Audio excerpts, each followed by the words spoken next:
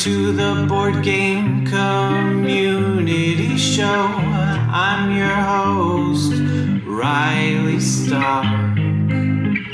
Join me as I get to know folks in this community.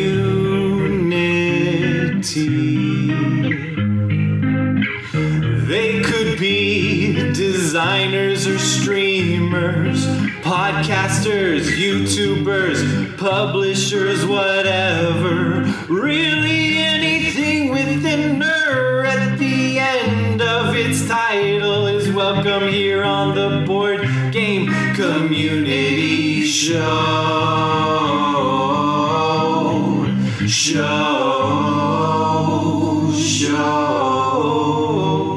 Welcome back to the Board Game Community Show. Today I am joined by a designer, John Dubois. How are you doing, John? I'm doing well. Good. I am really excited to have you on, actually. So we were sort of talking for a minute before, but Randy Flynn is the one that recommended you, and I was looking at your profile, and heading forward, is that kind of your big game right now? Yeah, that's my new game out. And so I judged that like a year or two ago in the what's the Board Game Workshop? Board Game Workshop, yeah, that would have been 2020, I think, yeah. Yeah, I'm pretty sure that's right. Yeah. So that was one of the games I judged there, and I remember like instantly gravitating right towards that because I thought it was such a cool idea and a cool story, really. So I'm not going to tell your story. I know I'm jumping in here. I'm just really excited to hear it straight from you. But sure. Do you want to kind of lay out what led to the game and what the game is in whatever order works best for you? Well, after my first published game came out, I started to think about like what I wanted to do and where I wanted to go with board game design. You know, the first design, it's just get a game out there, get it made. Right. Then after that, you know, I started thinking, what's my place in the board game world? And at that time, there were a lot of conversations about cultural appropriation in games and things like that, with white designers taking themes that were from other cultures and kind of sanding them down into something almost unrecognizable to sell a game. And you know, that wasn't the kind of game I wanted to design. And so I started to think about what games are mine to design. What are games that I can make that nobody else can make?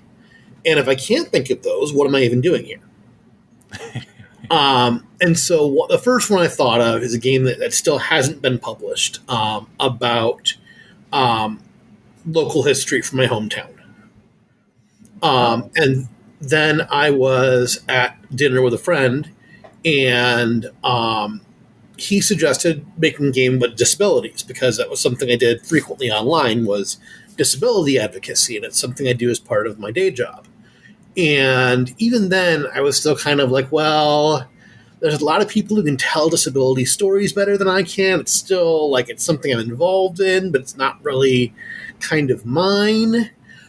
And then as I was walking to the car afterwards, talking to my wife about it, it occurred to me that specifically head injuries is a story that's mine.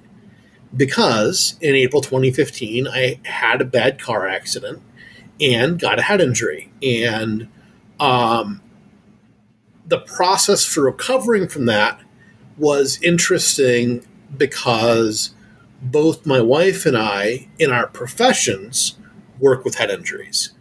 And so I had experience from both the clinical side as well as personal experience. And so I kind of went from there and kind of thought, okay, what if I'm going to make a game about head injuries? What does that game have to look like? What has to be in the story? And I decided early on to make it sort of an individual struggle, a solo game, because that was my experience with it, which my father wasn't terribly fond of, because his perspective was that, yes, it was my job to get better, but as part of a network of people supporting me. Right. And so it would be more suitable to a cooperative game. And I kind of had two answers for him on it. The first is that would require a very asymmetrical cooperative game, almost where one player functions very differently than the other players. And that just wasn't something I was ready to design. That's a very, very difficult design. Yeah, that makes sense. And also, like, the support networks are in the solo game. They're just kind of NPCs. Yeah. So I went from there, said, okay, so there has to be things you get better at. And those have to improve throughout the game, but they can also get worse if you have a bad hand or a bad day. I wanted to make sure that it was very focused on resource management, because a lot of dealing with not just traumatic brain injury, but disability in general is waking up at the start of the day, having a limited set of resources, whether it's physical pain, whether it's physical mobility, financial resources, cognitive resources. There's always some way in which your resources are limited, and you have to figure out how to do what you're going to do with that. Right. And I also wanted to make a comment on the state of healthcare in America. I started designing in this game in 2019 when there had recently been conversations about possibly repealing or changing the Affordable Care Act. Right. And from my experience, health insurance in America already isn't what it should be. And rolling that back was something that I didn't want, and I wanted to make a statement about that in the game. And so I did that by kind of making the insurance company the villain of the game, so to speak. You have so many weeks to finish the game, and if you don't, the insurance company says, this therapy clearly isn't working for you, we're not paying for it anymore, regardless of how much progress you've actually made. And that's an argument that happens a lot in healthcare. Usually it's the healthcare provider making the argument instead of the person receiving the healthcare. But the argument with insurance about whether or not insurance should continue paying happens way too much. And I wanted that to at least be a subtext in the game. And so I started getting a lot of those pieces, started throwing them together and kind of seeing what made sense. And, I kind of naturally tended towards a small deck of cards because that was my previous design experience. And, start with what you know. And that worked pretty well, with each card being 4 different stages of a skill. And then just as you improved that skill, you rotated or flipped the card. Which provided its own challenge because you had to remember to put the cards back in the deck in the same orientation. But it also worked well for kind of visual planning. And so once that went through kind of its paces, it sort of became a focus when the pandemic came as kind of the game I was going to choose to work on during the pandemic because as a solo game, I could run through it a lot faster than trying to do dummy hands for a trick-taking game or playing multiple sides of a co-op. And so I entered it in the Board Game Workshop contest in 2020, and I was a semifinalist there, I think.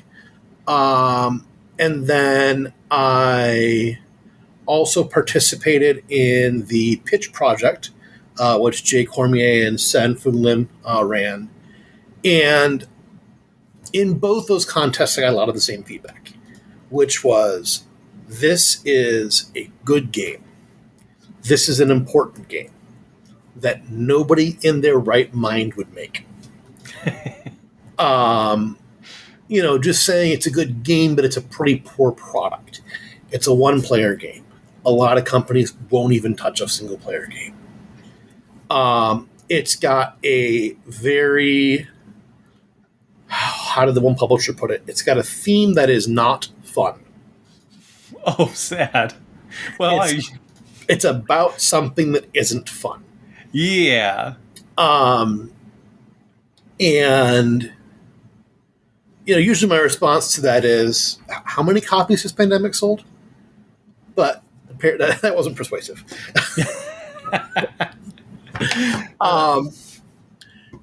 And so it kind of had those two things working against it. And also at the time, it was a small card game. And so it didn't have a lot of shelf presence. Yeah. And so a lot of publishers were saying, okay, this is a game I like. This is a game I can play. I don't see a world where I put this game on a store shelf and people pick it up. And so I was starting to think about whether or not I wanted to make this a foray into self-publishing. And somebody recommended that I try a pitch to Hollandspiel, which has the benefit of not having a lot of those concerns a lot of the other publishers had. You don't need to worry about picking up a Hollandspiel game on a store shelf because almost all of their sales are through their web store. They don't need to worry about pushing a 5,000 copy print run because everything's print on demand. Right. And they use that flexibility to publish games and make games that a lot of publishers can't, because their margins are more flexible. And Amabel's done a lot of her own designs between This Guilty Land and The Vote, addressing serious topics in games. And so I kind of looked at the website and said, all right, this is where I want to go. And they both really liked the game, and we got the contract out, and now the game's published. Congratulations. That is huge. You. Yeah. I remember judging it, and there are literally only 2 games that I remember from that contest. Now, there's some that I remember hazy, but this one was the one that stuck the absolute most with me. I would think about this and be like, I need to look that up again. And I couldn't remember your name. I couldn't remember the designer. I just remember the premise, the cards, the spoons, I remember all these little things. And I always wondered what happened. And so I'm so happy to be able to connect and see all this. And I'll order myself a copy here soon and actually get to play it, because I got to judge it, judge it without playing it. So, we had a couple of those games where it was like, okay, I judged you 2 years ago. When's it coming out? Yeah. Well, and especially seeing those contests, a lot of them they were pretty far. I remember a lot of them seeming like they were Kickstarter ready or pitch ready. Mm-hmm. But I don't know how many of them actually went on. I should talk to Chris about that. How many have done that? Well, and it was a weird time to be entering things in that contest, because almost all of those games were designed as products considering a market reality that really, really changed quickly. Yeah, well, and that was like right at the beginning of the change, right? Yeah. So, that was interesting. So it's what might have been a great game in 2019, you can't even, and I even think about party games. Like, I can't imagine trying to sell Pie Face today. Yeah. Oh, yeah. Well, and see, your game was like, I think that's also what hit home with me, was that it was a solitaire game, and it was something that I could just break out and do on my own. Mm-hmm. And that really fascinated me. And it was like right at the right time, essentially, because, obviously everybody's board gaming time was probably hit pretty hard there, where they didn't necessarily build up their solo games and their everything, their co-op. Right. So, yeah. Well, that is awesome. What other... I'm going to jump back, actually, just for a minute. Sure. why don't we talk about what the game actually is? How does it work? What's the mechanics? Okay, so in Heading Forward, you are taking the role of somebody who has just had a traumatic brain injury. And your goal is to get your skills as recovered as possible by the end of however many weeks. That changes with the difficulty you choose for the game. Each skill is represented on one card, and that card has 4 different stages for the skill. And it starts out very simple. All you can do with the card is get a little bit better. And then as the skills advance, you can do things like you can improve your mental capacity, which lets you draw more cards at the start of your turn. You can gain spoons, which work as a kind of an action point system, and let you do more actions during your turn. You can gain money through kind of your financial goals, which lets you pay for other things later in the game. And as you improve those skills, you will discard cards in your hand that represent, in addition to a skill, the time it takes to do something, as well as the term in the game is care, but it represents sort of community support, family support, some sort of support network that you use to help you get further in your rehabilitation. That improves as the skill improves as well. And so the first couple rounds of the game, you're kind of going through the skills you have, you're discarding some cards, you're improving others, and then at some point during the first round, you hit what's called the trigger skill. At the start of the game, there is one skill taken out of the deck that represents the trigger for your traumatic brain injury. Like, let's say you pull a trigger skill of driving. That might mean that your brain injury came from a car accident, and when you drive, there's a chance that you'll see something that triggers post-traumatic stress from that accident. Then, whenever you draw that card, you stop everything. You have to deal with that skill before you can do anything else. And if you can't, you discard your hand and then you're turned and move on. Oh, okay. Problem with that is, every time you're stuck with a card in your hand at the end of your turn that you can't complete, if it's past stage 1, it slides back a level. If you don't use it, you lose it. So as the game goes on, you'll have some successes, some setbacks.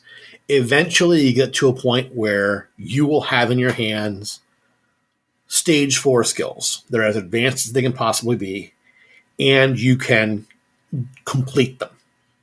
And when you do that, and you complete what's on the card, and usually it's something pretty in-depth, you can take that card out of your deck, that you've finished that skill, and if you're able to finish 3 different skills before the time runs out, you win.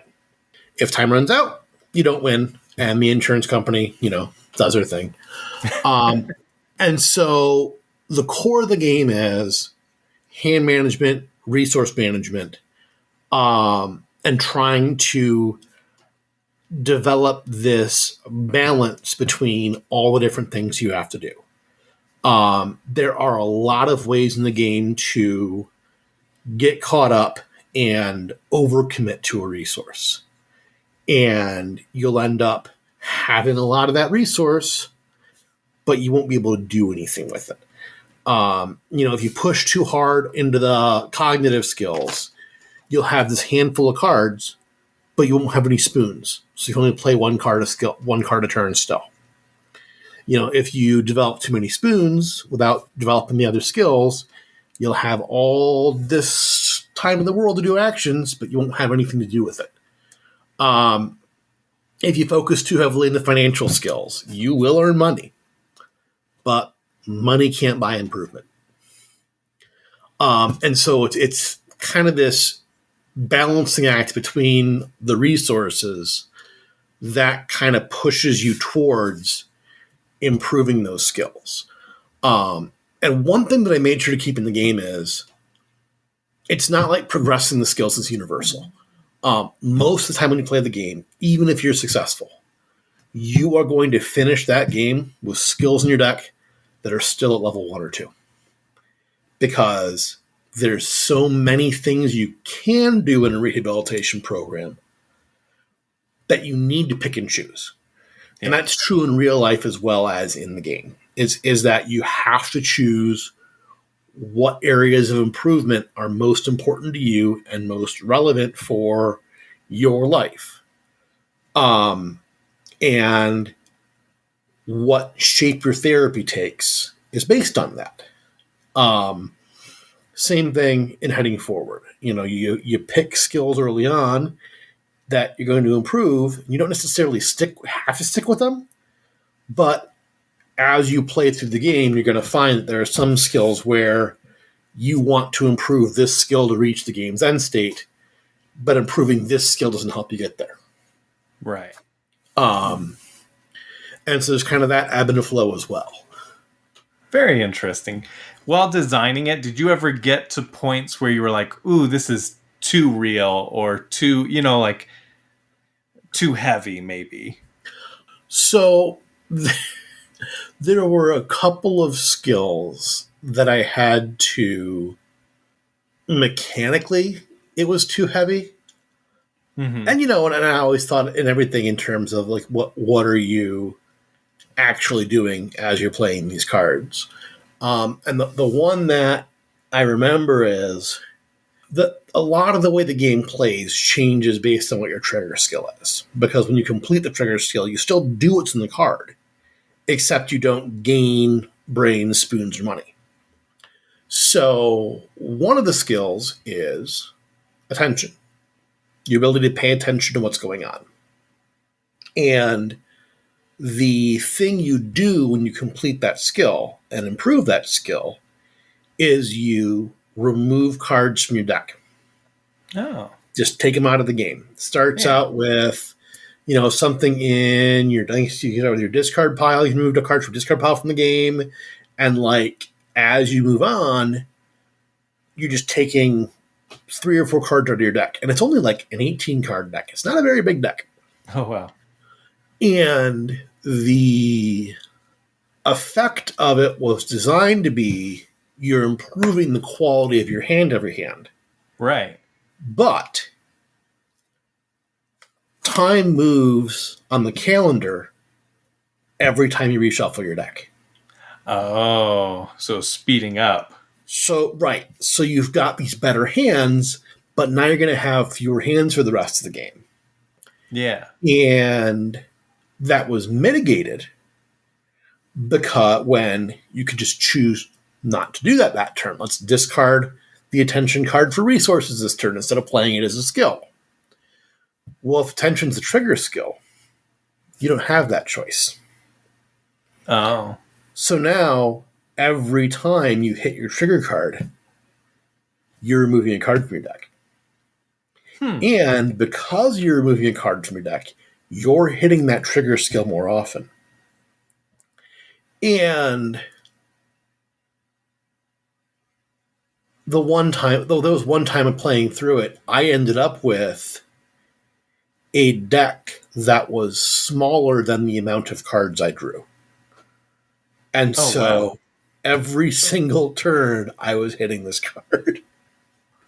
Man.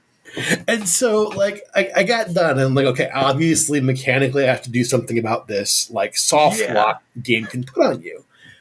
I said, but I also think about it, and that's a panic attack.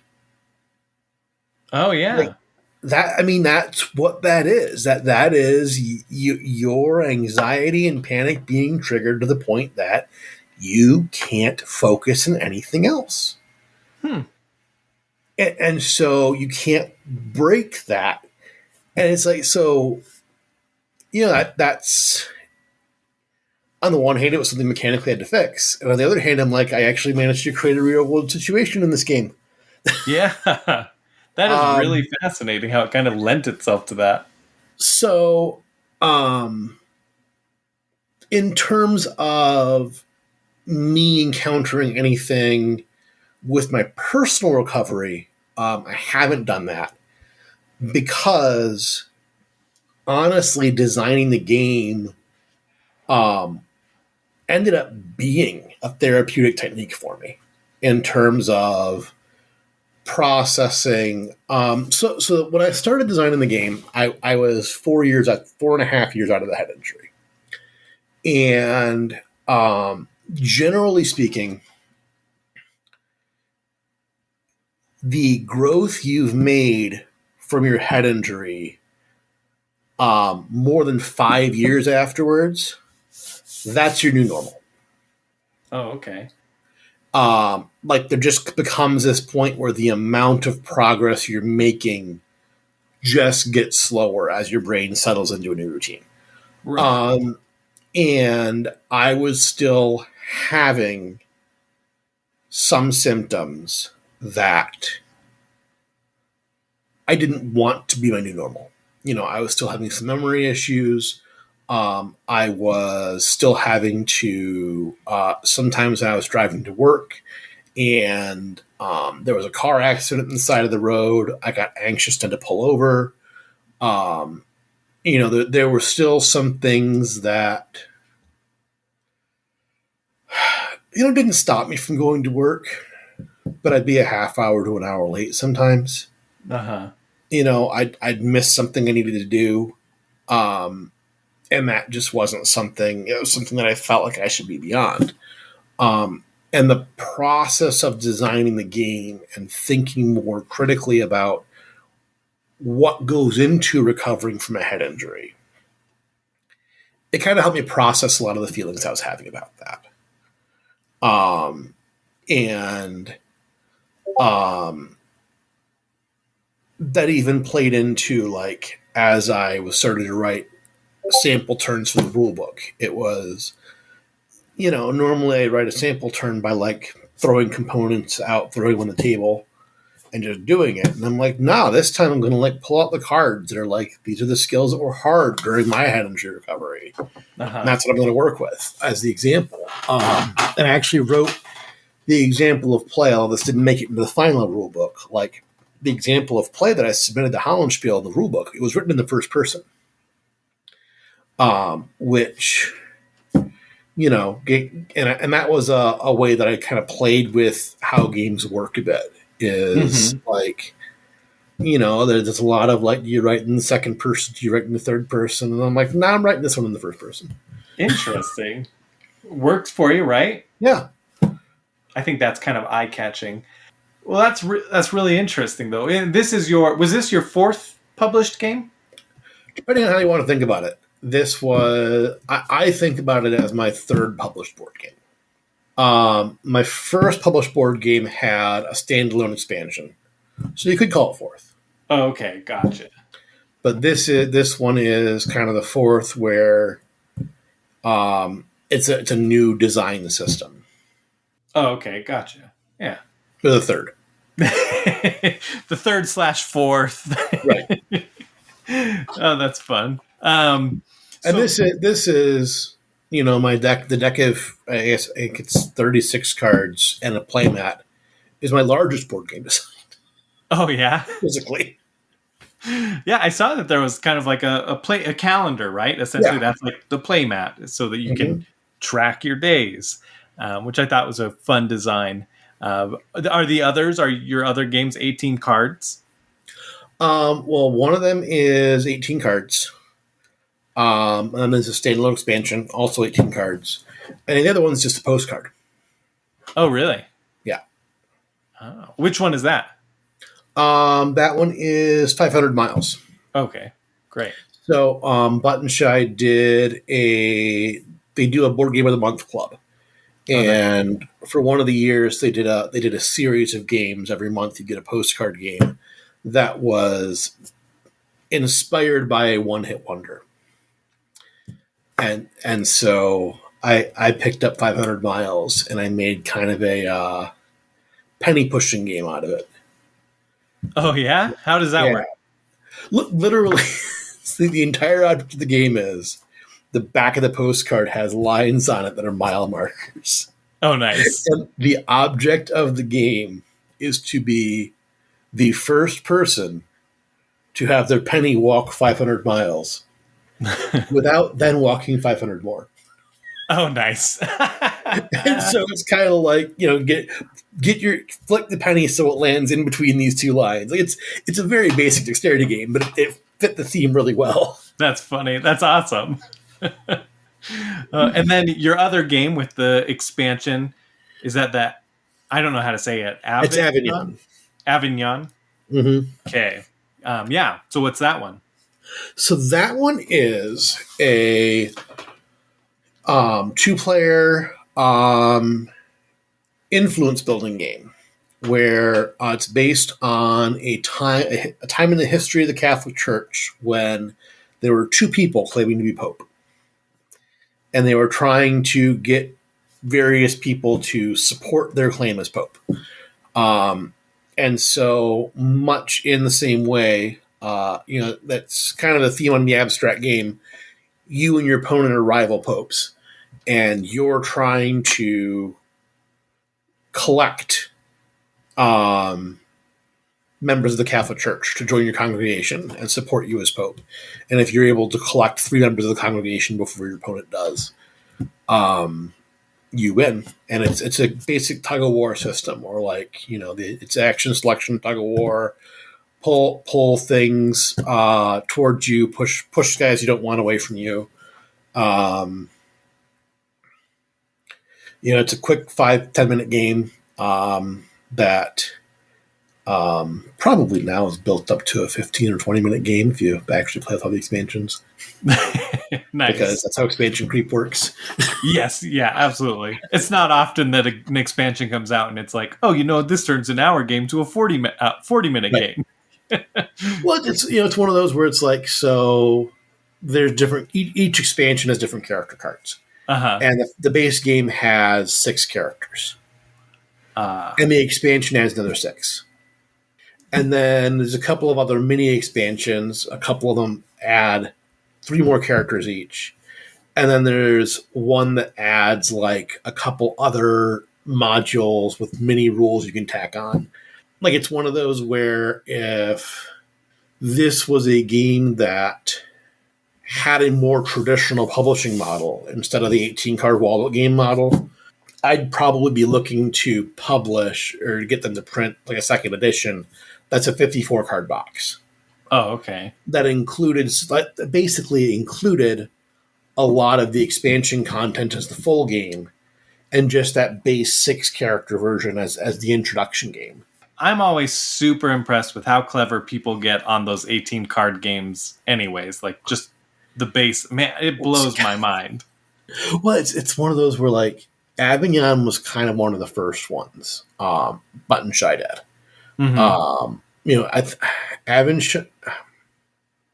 Trying to remember, it was either the Avignon was the first one to break $20,000 on Kickstarter, or the first one to get to the number of backers it did. I forget which one. That was one, and then kind of the pretense, the social game was the other. Oh. And now they've got like Sprawlopolis making $150,000. Yeah, with 18-card games, which is great. I love it. Yeah, fantastic. We're finding things to do with that people are so willing to support. Well, you were part of that pioneering, Yeah. Building it.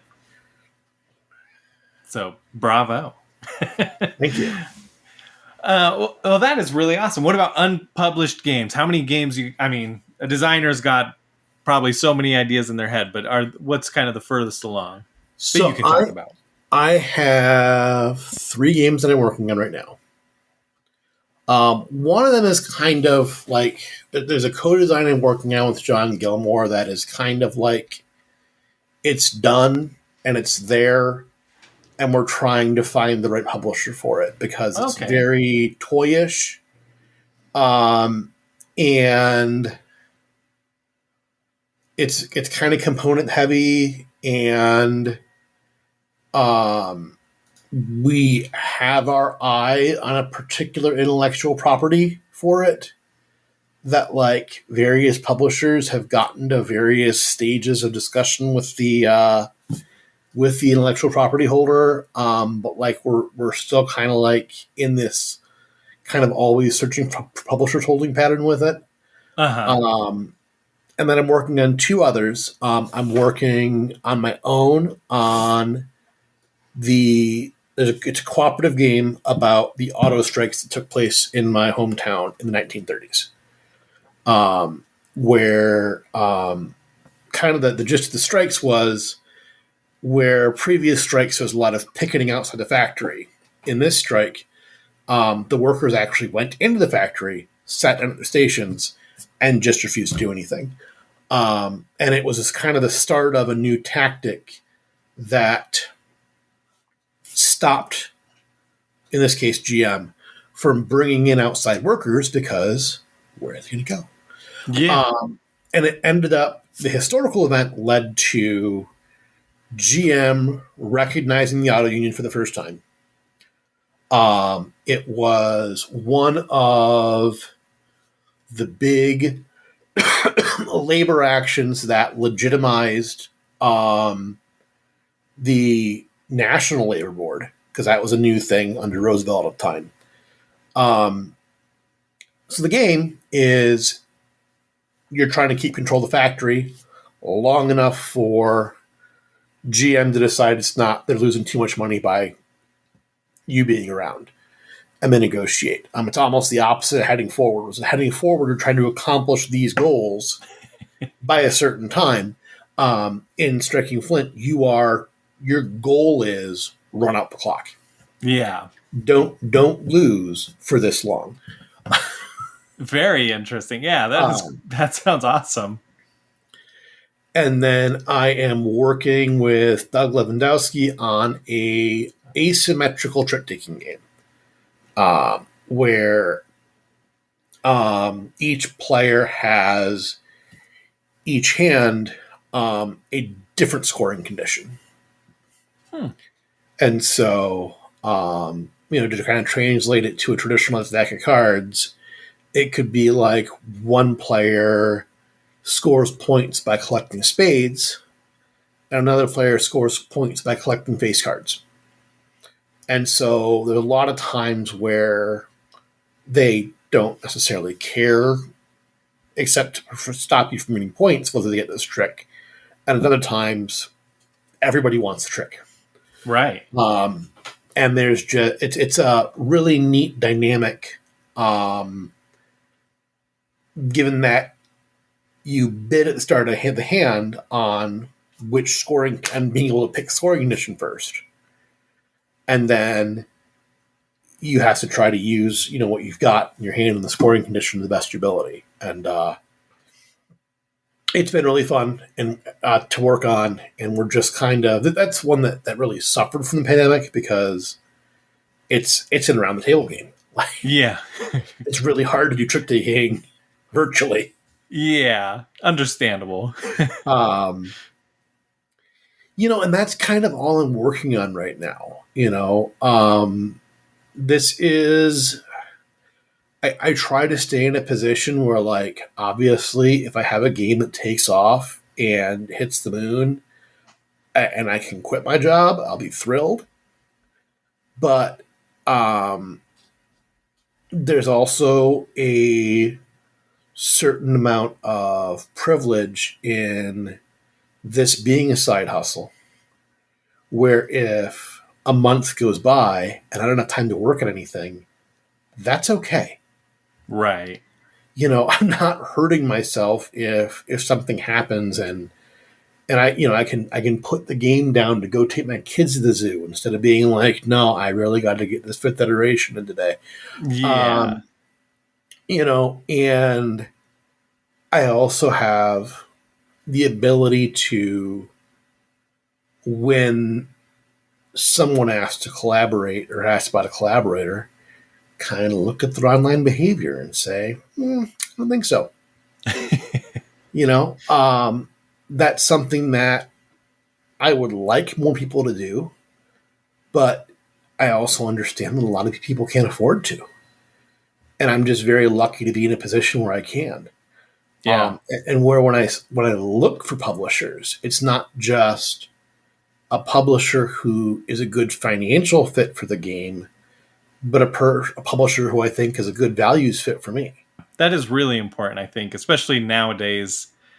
I mean, I did my research. I went through your tweets before I invited you because I was like, I'm all about inclusiveness. I'm all about inclusion, but I don't want people who are intolerant. I don't Right, want a bigot. right. I don't, like I am. I try my best to like only have guests that I will actually enjoy liking or enjoy Right. talking to and I'm open to talk about things and have disagreements and a civil conversation. Well, and there's so much like so. Before I was designing board games, I was more involved in tabletop role playing games, Uh-huh. and I got to know a lot of people who were working in um, freelance positions at those publishers, and like it's hard. Like if that's your living, and people are bouncing back and forth between positions all the time. Yeah. And you know what person A did at Y convention, but you're like, if I say something, am I going to be able to eat next week? Like that's a like. I wish people could say more. I wish people would say more, but I also understand why sometimes they can't. Yeah. I absolutely And it's understand. not. It's not a good. It's not a good system. And it's not what I'm here to talk about, obviously, but like Hey, we're open. We can talk about whatever we want. Obviously. the fact that people get forced with the choices saying you have to compromise in this way or this isn't a career for you is just yeah.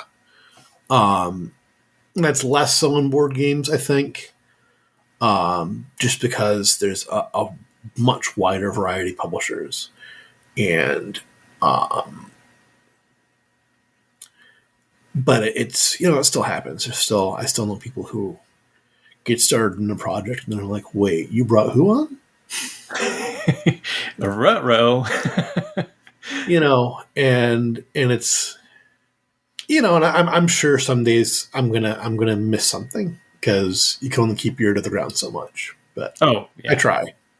Absolutely. I'm grateful for the friends I've made in this space that, I'll be, interacting with certain people online and then somebody will kind of contact me and be like, Yeah, hey, right. just so you know, this Right. went down. And I'm like, Right. thank you so much for letting me know because I was totally, blissfully ignorant there. And, Yeah. yeah, so I totally feel that. And like being independent, right? You do get to kind of do a little bit of research, make sure it's a right fit and that you don't send the wrong message or, like Well, it's not even like in one way it's sending a message, and in another way, like this is a social hobby. yeah. I've made a lot of friends in this hobby, and I don't want to work with people who hurt my friends Yeah. or who Yeah, that's a would, good way to do. Yeah. or who would hurt people, and like that's not if you don't draw that line early, it's hard. It gets harder to draw it later, and so I Yeah. just got to draw it where I can. And there are times when I've looked at arguments and just been like, I think you both need to take a step back here. Like, Yeah. I don't think either one of you is doing what you want to do, and but I don't know either of you well enough to actually say that. Yeah. Um, It's a tricky place. I always but think of the Oh, go ahead. I said it gets easier when you just frame it in okay, who's trying to hurt people Yeah. or who doesn't care if they hurt people on their way to whatever they're doing. Like, Yeah. I totally get that. I always think of the bar story where it's like a white supremacist comes into the bar and is sporting their attire and oh, it's the Yeah. the bartender then has a choice on kicking them out or letting them drink and just like not making a big deal about it. And then it's like they don't make a big deal. More of them Yep. are going to Then they start bring their coming in. friends. Yeah, and all of a sudden it's going to become a white supremacist bar, like. Yep. And if they kick them out, it might be a scene then, but then it's not going to become a gathering place for that. So, Right. yeah, I think it's just curating your audience, and that's the type of thing of That's it. That's curating. And yeah, that's something that a lot of people have helped me do better at. And I'm very grateful to them. For various reasons, I'm not going to name them, most related to their safety. But right. I'm hoping if they're listening, they know who they are. I love that. Yeah, I mean, yeah, we've all got our friends, our support networks, and we're a part of other people's support networks. So Mm-hmm. we're a community. That's the goal. Yeah. So normally I start the show off, but I was so excited to talk about the games and everything. But how did you get into board gaming? Um, well, the short answer is my wife didn't want to play Dungeons and Dragons.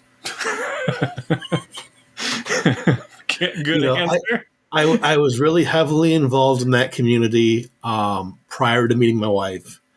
And I had done some dipping in my toe into board games, and she's like, "Yeah, I'm not interested in the D&D stuff, but I'll play those board games with you."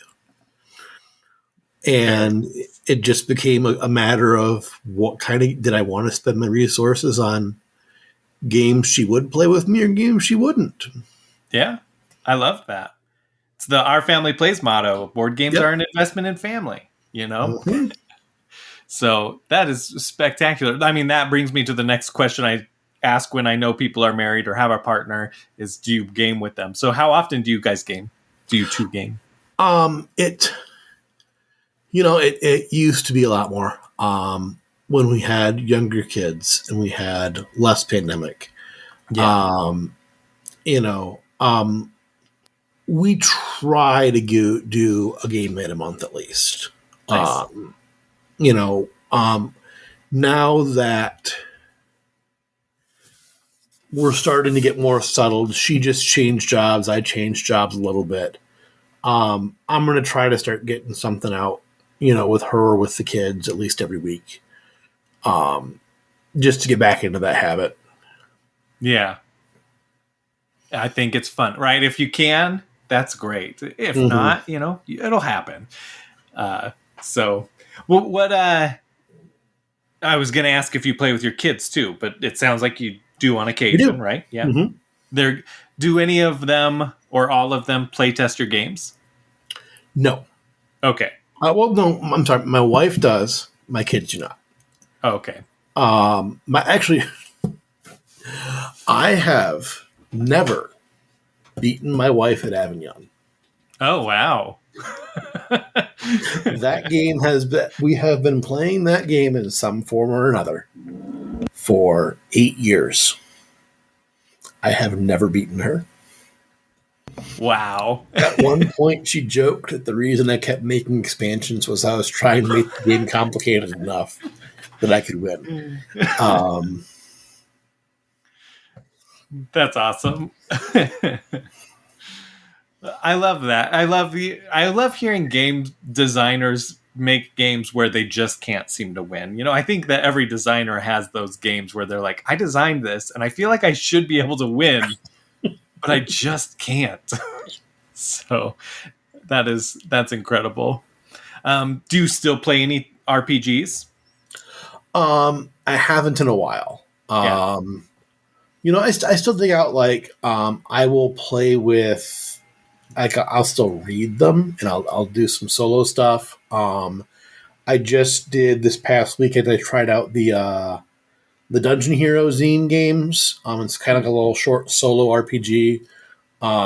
Takes like 15, 20 minutes. It's really kind of just a neat way to spend an hour for $3. Nice. And it's just it's like, okay, take a D6. This is your encounter. These are your dice. These are, what skills you're going to use.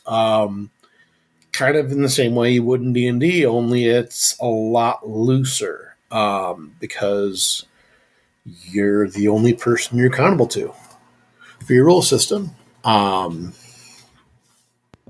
That's really cool. Do you yeah. hope to play RPGs again in the future someday, or? I do. I'm probably going to do it when my kids are interested in it. That's kind of the my thought. It's just with the age my kids are at. They're I'd rather be flexible to do what they want to do than have that kind of recreational commitment every single week.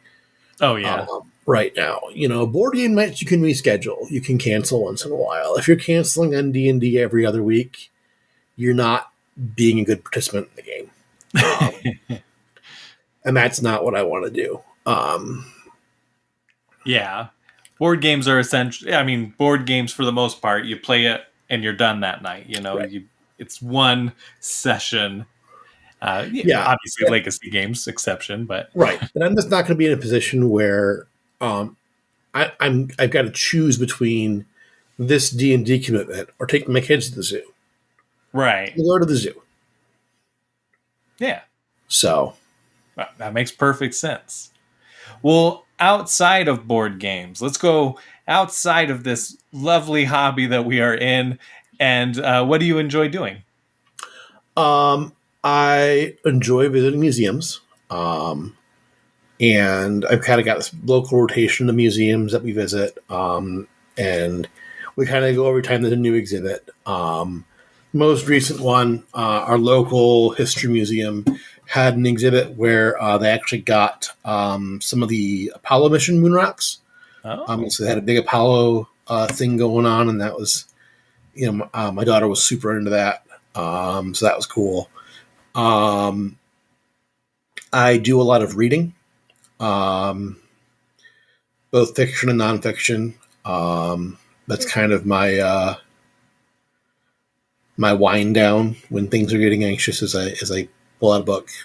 yeah, that's cool. What kind of, I guess, what kind of fiction, but also what kind of nonfiction? But So fiction, I read a lot of fantasy. uh, But I'm also the series I'm reading right now most regularly is Sean McGuire's Encrypted series, which follows a family of cryptozoologists, people who study and protect non-natural species, as your it were. Bigfoots and Right. And she just does a really good job of creating a family that is as dysfunctional as a family who studies cryptozoology has to be, while still making them internally consistent enough to make sense. yeah, that's So, fun. That does sound like a good time. um, so that's kind of my fiction. My nonfiction, I am reading a lot of, well, right now it's a lot of political stuff. I just finished Ibram X. Kennedy's How to Be an Anti-Racist. And I've got, what do I have on tap? I've got a couple of disability books coming up next. There's been a good amount of disability memoirs coming out in the last few years. Nice. Elsa Sunison's Being Seen, which is about being growing up deafblind. And what was the other one I had on tap? It's Alice Wong's book. I can't remember the name though. But it's also got a memoir about growing up disabled and a lot of how disability politics is going to work. And I'm transitioning into historical accounts of labor actions because I'm designing that game too. So even my non-game hobbies bleed into that. Yeah. Oh, of course. I love seeing that. I mean, it's in TV and in books they say write what you know, And you are writing what here with heading Yeah. forward and writing your town's history, something from there, and stuff that you are actually interested in. That passion bleeds through. Right. So love it. Do you have other hobbies? Not really. Those are that's a good amount. I think that's I a have respect. children. That's Yeah. which I say lovingly. Like Yes. it's I engage in their hobbies, and like they enjoy board games. I play their games. My daughter is 8 years old. We went to the library today at 1 in the afternoon. She checked out 13 chapter books. She's already read Ooh. 3. Oh wow. Okay. That's impressive. She is. She just she just loves it, and so we participate in that as much as we can with them. So Yeah, that is really cool. Good. That's great. Way to be a good parent. it's easy when they like the same things you do. Yeah, right. Reading and games. I always joke because I'm not a sports person. I'm like, what if my son, what if I have a son or a daughter that's like really into baseball? And like, I like baseball. I like playing baseball, but watching it, I know that I would do it. I would know I would get into it and learn as much as I could. But I'm just like, I would rather have them be a nerd. Yeah, I am.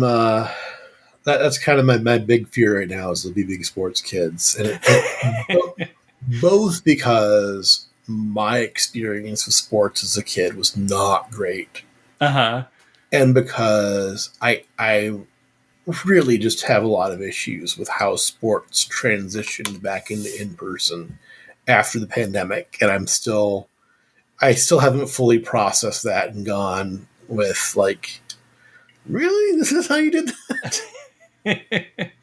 Yeah, that makes sense. Yeah. It's I'm grateful that I don't have to worry about that for now, at least.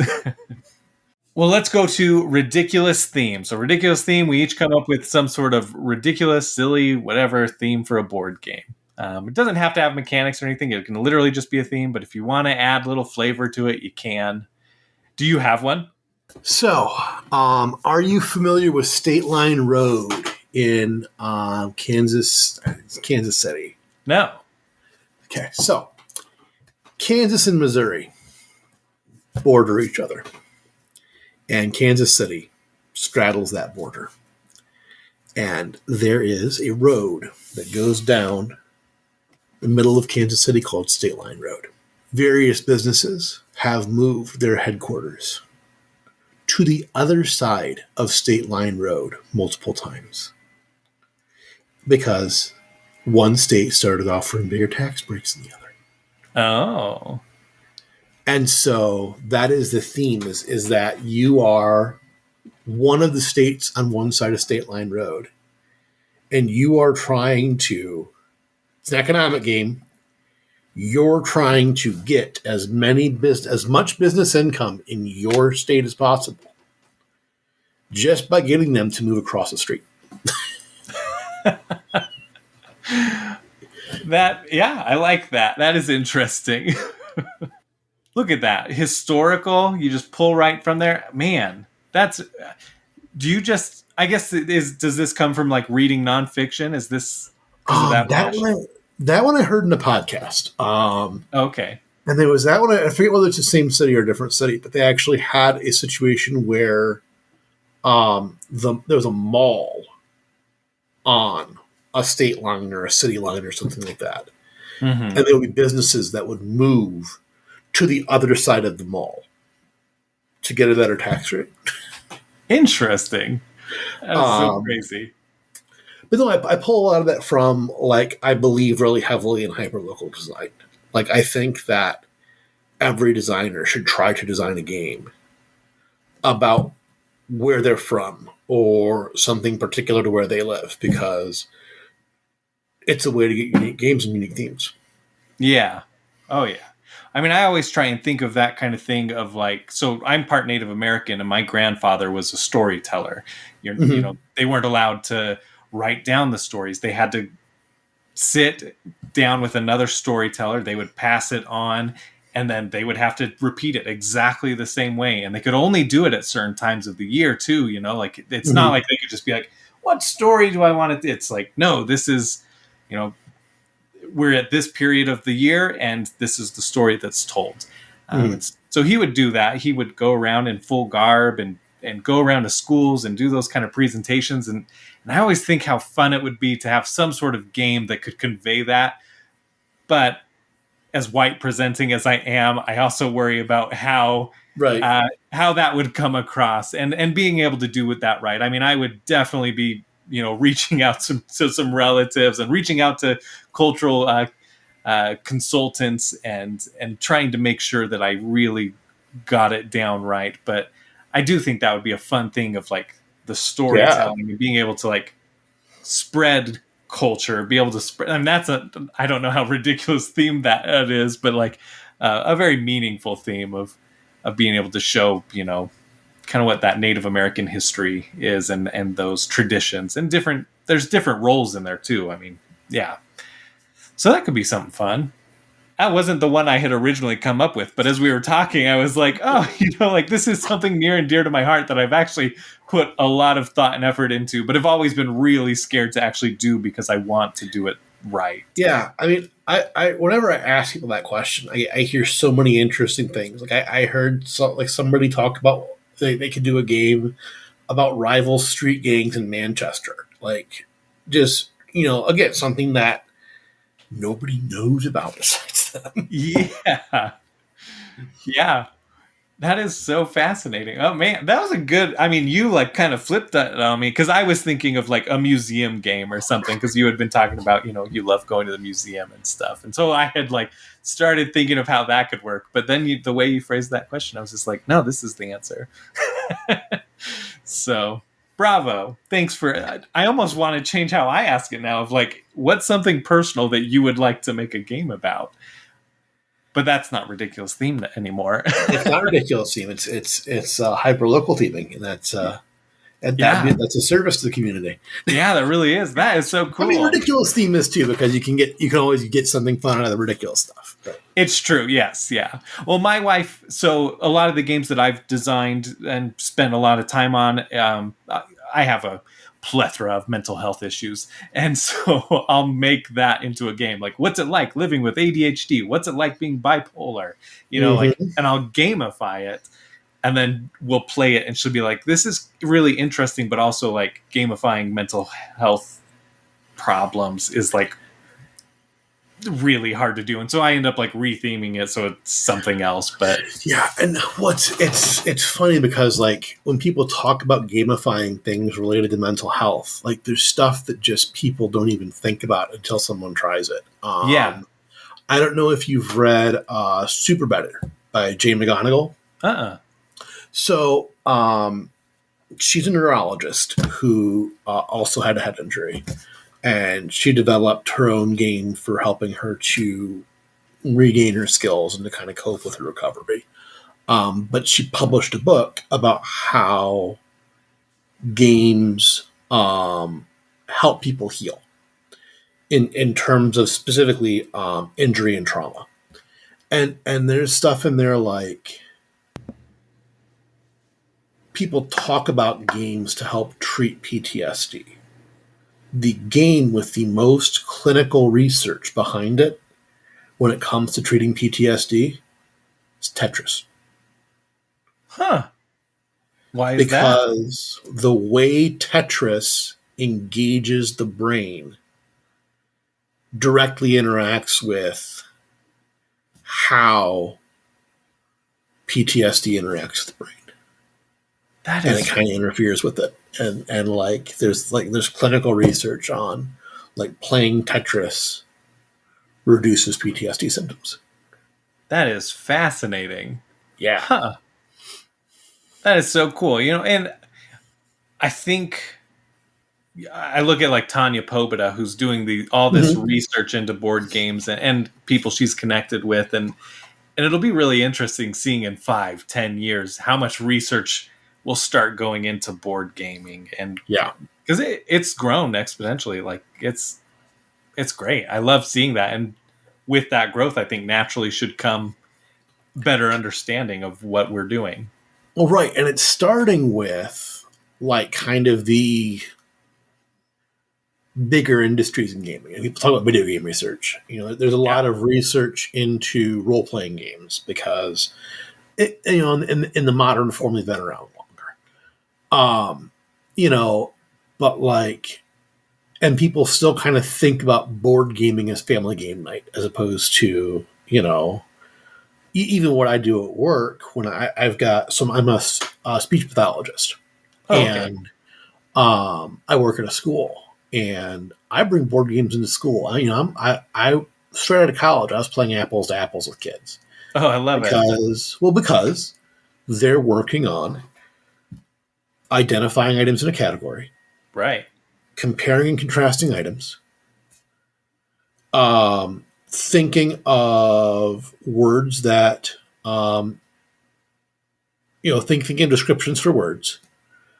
And it's like, how does apples to apples not do all of those things? Yeah. That is really cool. I love seeing games being implemented into classrooms, being implemented into social. I have, it was on my old podcast. I had a therapist who would use board games occasionally to teach things like the mind, even of like, that unpredictability. And why did you choose to put the card down then when you were certain that I had a higher card than you? But like, it was that social pressure and learning, learning those skills and just like, it is so cool. And it's also interesting seeing how many people in the education field are designing games. Mm-hmm. And I think it comes the from meta-linguistics of the mind is just ridiculous. It is next level. Like, it really is. I could never bring that. I want to bring that game into my school. I never could, just because, like, just the nonverbals and the reads and doing that, like that it would, a lot of my students, it would just break them. And what age are they about? K to 8. Okay, but it's K to 8 with language disabilities, and so it's like we're my older kids probably could do it. But like, it's just not. That's not the kind of language I'm helping them develop. Right. I mean, it would be fun for a day to bring it in and see what they do, just to kind of show it the importance of kind of nonverbal. Maybe it is fascinating. I've played it with quite a few kids, like 8, 10 years old, and it is definitely harder because now you're having to think about like, well, what are the other adults thinking and what's this child thinking? What's this outlier? They get mad enough about code names. Oh, that's a great one too. Oh my goodness. That's a nuts one. That's frustrating as an adult. That's incredible. Well, I think, is there anything else you want to talk about before we close out? No, I don't think so. Perfect. This was a lot of fun. I'm glad that you were able to come on and that we were able to chat like this. No, thanks for having me on. Yeah, you're a fascinating person. So, well, why don't you go ahead and plug your social media, your games, where people can buy your games, all that stuff. Okay. You can find me on social media at John Dubois because I don't have original handles on social media. My latest game is Heading Forward, which you can order from the Holland Spiel website. And you can also still get, I believe, most of the versions of Avignon from Button Shy's website.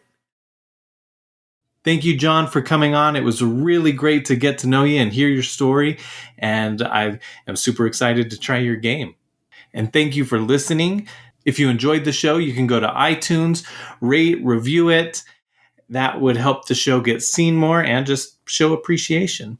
I love doing the show. I would do it if I didn't have any listeners because it's just so awesome to get to chat to all these amazing people in the community.